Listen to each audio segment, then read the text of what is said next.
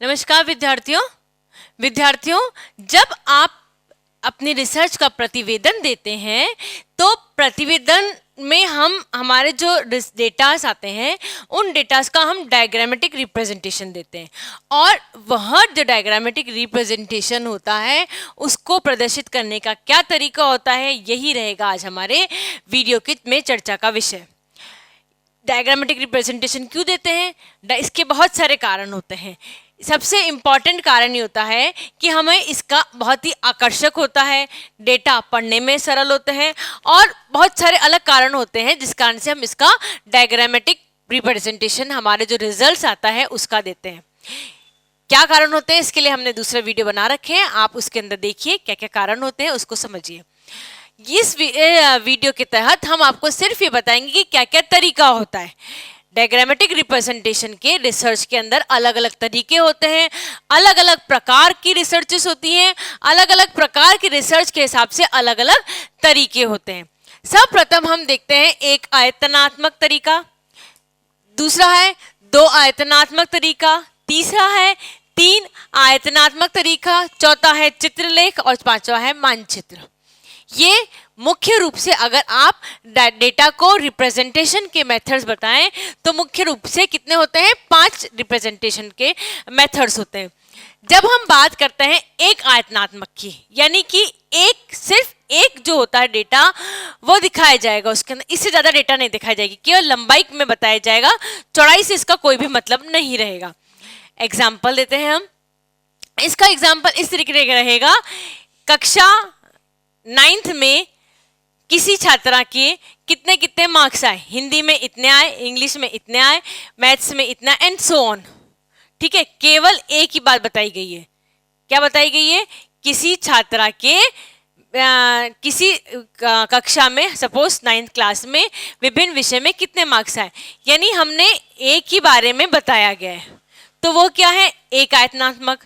हमने केवल data representation की है, डेटा रिप्रेजेंटेशन हमने सिर्फ और सिर्फ एक चीज के बारे में बताया और उसको हम रिप्रेजेंट करते हैं, लंबाई के रिप्रेजेंट करते हैं, उसको हम चौड़ाई के द्वारा रिप्रेजेंट नहीं करते हैं। तो इस तरीके का जो डेटा रिप्रेजेंटेशन होता है इसको हम बोलते हैं एक आयतनात्मक। अब इससे आप दो आयतनात्मक समझ सकते हैं। क्या होता है? दो चीजों के बारे में बताया जाता है। कितने चीजों के बारे में बताया जाता है? दो चीजों के बारे में बताया जाता है। फॉर एन एग्जाम्पल, कक्षा 9 में लड़कियों में साइंस में इतने मार्क्स आए, लड़कों के इतने आए। दो चीजों के बारे में बताया, गर्ल्स और बॉयज के बारे में हमने कंपेयर कर लिया, है ना। गर्ल्स और बॉयज के बारे में एक ही सब्जेक्ट के बारे में हमने कंपेयर करा, फिर हमने कंपेयर करा साइंस में इतने आए, मैथ्स में इतने आए, इंग्लिश में इतना आए, हिंदी में इतने आए, एंड सो ऑन। तो हमने क्या करा? हमने बॉयज और गर्ल्स के विभिन्न सब्जेक्ट्स में मार्क्स का क्या करा? कंपैरिजन करा। दो चीजें ली हैं हमने, क्योंकि हमने दो चीजें ली हैं इसलिए हमने इसको बोला है दो आयतनात्मक।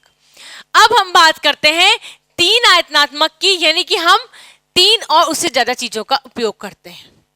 ठीक है, फॉर एन एग्जाम्पल, जिसमें हम जनरली जो बात करते हैं तीन आयतनात्मक की, तो हम बात करते हैं पाई चार्ट की। एग्जाम्पल लेते हैं हम इसको। हमारा फैमिली का बजट है, हमने खाने में इतने पैसे खर्च करे, हमने कपड़े में इतने पैसे खर्च करे, हमने शिक्षा में इतने पैसे खर्च करे, मनोरंजन में हमने इतने पैसे खर्चे, दवाइयों में, मेडिसिन में हमने इतने करे, बचत हमने इतनी करी। ये क्या चीजें हमने क्या है ना, एक ग्राफ के द्वारा समझाई जा रही है। एक पॉइंट के बहुत सारे फीचर्स लिए हैं और उस फीचर्स को हमने ग्राफ के द्वारा समझाया जा रहा है, प्रेजेंटेशन किया जा रहा है, डेटा को प्रेजेंट कर रहे हैं। तो यह क्या कहलाता है? तीन आयतनात्मक। यानी हम एक से ज्यादा, दो से ज्यादा चीजों को जब हम प्रदर्शित करते हैं, या तो एक ही फैक्टर होगा या एक फैक्टर के बहुत सारे फैक्टर होंगे, तब हम इसको बोलते हैं तीन आयतनात्मक प्रेजेंटेशन। चित्रलेखन, चित्रों के द्वारा आप समझा सकते हैं, है ना। किसी को हम कोई चित्रों के द्वारा कोई प्रेजेंटेशन देके हम किसी चीज को बहुत अच्छी तरीके से समझा सकते हैं। जैसे गेहूं के बीज और मक्का के बीज में क्या फर्क होता है?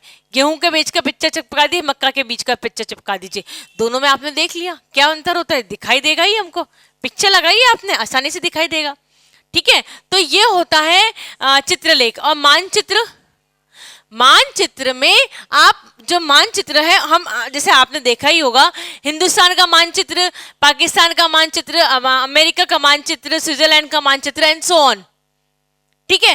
तो आपने मानचित्र के द्वारा ही बताया, या फिर हम ये बताना चाह रहे हैं मानचित्र में कि हमारा जो डेटा हमने इकट्ठा किया है, हमारे शहर का हमने मानचित्र लगा दिया, मानचित्र में भी हमने उसको उस एरिया के बारे में बताया जिसमें कि हमने रिसर्च करी है।